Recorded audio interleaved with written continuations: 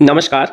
अगर आप एक राजस्थान सरकार के राज्य कर्मचारी हैं और समय समय पर सरकार द्वारा राजस्थान सेवा नियमों के अंतर्गत दिए जाने वाले असाधारण अवकाश को लेते हैं और किसी समय आपने असाधारण अवकाश लिया है, तो ये वीडियो आपके लिए बहुत महत्वपूर्ण हो सकता है, क्योंकि राजस्थान सरकार के शिक्षा विभाग की ओर से एक आदेश जारी किया गया है और विशेष निर्देश जारी किए गए हैं कि जब असाधारण अवकाश स्वीकृत किए जाए, पूर्व के नियमों में कुछ बदलाव करते हुए आवश्यक दिशा निर्देश जारी किए गए हैं। अब नए नियमों के अनुसार अगर आप अवकाश लेते हैं तो किस प्रकार से आपको अवकाश लेना पड़ेगा और उसकी स्वीकृति के संबंध में नए दिशा निर्देश जारी किए गए हैं। तो वो दिशा निर्देश क्या है, आज हम इस वीडियो के माध्यम से समझते हैं। तो चलिए शुरू करते हैं।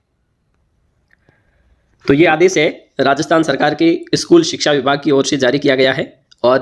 वे कर्मचारी जो असाधारण अवकाश, चाहे वो प्रोबेशन ट्रेनी हो या फिर अन्य कोई भी सरकारी कर्मचारी जो बिना पूर्व अनुमति के या फिर अनुमति के कोई किसी प्रकार का असाधारण अवकाश लेता है, तो उसकी स्वीकृति के संबंध में कुछ दिशा निर्देश जारी किए गए हैं।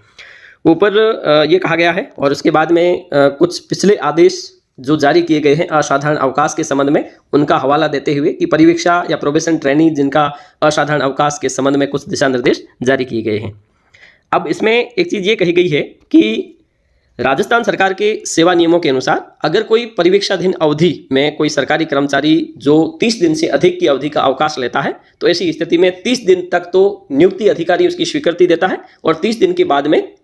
शासन को ये भेजना होता है, मतलब राजस्थान सरकार को भेजना होता है और वहाँ से उसकी स्वीकृति आती है। तो शिक्षा विभाग का ये कहना है कि अगर 30 दिन से अधिक अवधि की कोई स्वीकृति लेनी हो तो उन सारे दिनों की स्वीकृति शासन के स्तर पर ही होनी है। जैसे मान लीजिए एक कर्मचारी है जिसने 35 दिन का अवकाश लिया, तो यहाँ पे विभागीय स्तर पर वर्तमान में क्या किया जा रहा है कि 30 दिन की स्वीकृति तो नियुक्ति अधिकारी दे देगा और 5 दिन की स्वीकृति के लिए शासन को भेजा जाता है। तो सरकार का ये मानना है, यानी शिक्षा विभाग का ये मानना है कि इस प्रकार का प्रकरण न भिजवाएं, बल्कि क्या करें कि 35 दिन की स्वीकृति शासन के स्तर पर ही होनी है। अगले जो 30 दिन है वो नियुक्ति अधिकारी स्वीकृत न करके सीधे तौर पर वो भेज दे, क्योंकि इससे क्या है कि विरोधाभास उत्पन्न हो जाता है। दो तरह के आदेश, क्योंकि एक 30 दिन का अलग और 35 दिन का अलग होता है। उसके बाद में एक और चीज कही गई है कि अगर कोई कर्मचारी स्वेच्छा से, मतलब बिना अनुमति के या स्वीकृति के अनुपस्थित रहता है, तो ऐसी स्थिति में आहरण वितरण अधिकारी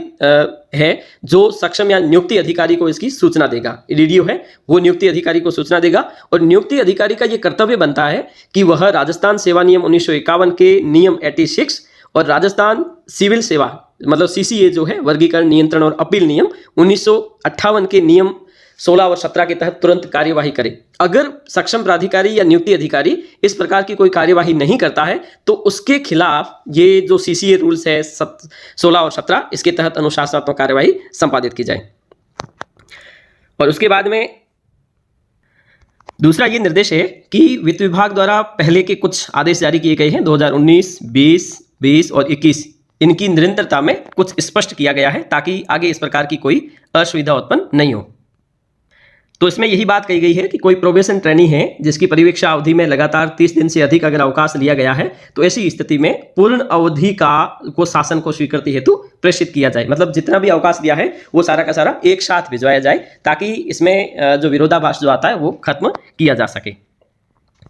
अब इसके साथ साथ ये भी कहा गया है कि परिवीक्षाधीन अवधि में जो असाधारण अवकाश लिया जाता है वो समय पर स्वीकृत नहीं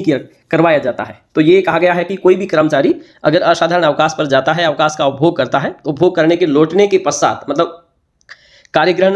पुनः कार्यग्रहण करने के बाद में सक्षम स्तर पर इसे प्रस्तुत किया जाए और वहां से उसे स्वीकृत किया जा सके। इसके साथ साथ ये भी कहा गया है कि कोई परिवीक्षा काल अवधि में निरंतर लिए गए अवकाश को स्वीकृति हेतु प्रस्तुत किए जाने पर टुकड़े टुकड़े अवधि में प्रस्तुत किया जा रहा है। तो यहाँ पर एक साथ ही अवकाश स्वीकृति के लिए आवेदन करना है। जैसे आपने 10 दिन का एक कर रहे हो, 5 दिन का एक है, 15 का, तो ऐसा नहीं, एक साथ एक ही प्रकरण बनाते हुए उसको एक साथ प्रस्तुत किया जाए ताकि उसकी स्वीकृति समय पर हो सके। और उसके बाद में ये भी कहा गया है और एक हिदायत के तौर पर कि प्राय ये देखा जाता है कि मेडिकल बोर्ड से बचने के लिए, क्योंकि एक निश्चित अवधि के बाद में अगर आप मेडिकल अवकाश लेते हैं तो आपको सक्षम स्तर पर मेडिकल बोर्ड से प्रमाण पत्र लेना होता है। तो ये कहा गया है कि कर्मचारी क्या करते हैं कि उस अवकाश को टुकड़ों टुकड़ों में लेते हैं। एक बार बीच में एक दिन कार्यग्रहण कर लिया और उसके बाद में वापस अवकाश पर चले गए। तो ये कहा गया है कि इस प्रकार का कोई अवकाश स्वीकृत नहीं किया जाए, क्योंकि इसमें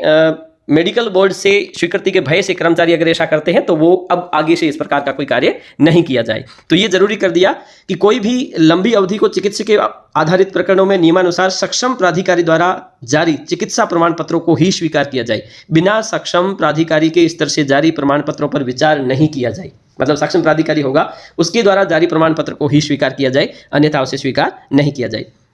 अगला पॉइंट ये है कि कुछ कर्मचारी जो ग्रीष्मकालीन अवकाश, शीतकालीन अवकाश या मध्यावधि अवकाश से पूर्व 1 दिवस के लिए मात्र अपने परीक्षा काल अवधि पूर्ण किए जाने हेतु कार्य ग्रहण कर पुनः अवकाश समाप्ति पर असाधारण अवकाश पर चले जाते, जो कतई स्वीकार योग्य नहीं है। अब मान लीजिए आप प्रोबेशन ट्रेनी है और आपने एक असाधारण अवकाश लिया, और आपने जैसे अवकाश लिया तो ग्रीष्मकालीन अवकाश उसके बाद में 20 दिन बाद शुरू हो रहे हैं, तो आपने क्या किया, 20 दिन तक तो असाधारण अवकाश लिया और ग्रीष्मकालीन अवकाश से 1 दिन पहले कार्य ग्रहण कर दिया, और वापस ये अवकाश आपका काउंट नहीं होगा। तो सरकार ये चाहती है अगर आपने असाधारण अवकाश लिया है तो 1 दिन के लिए कार्य ग्रहण न करें, बल्कि अगर आपने लिया तो पूर्ण रूप से उसका उपभोग करें।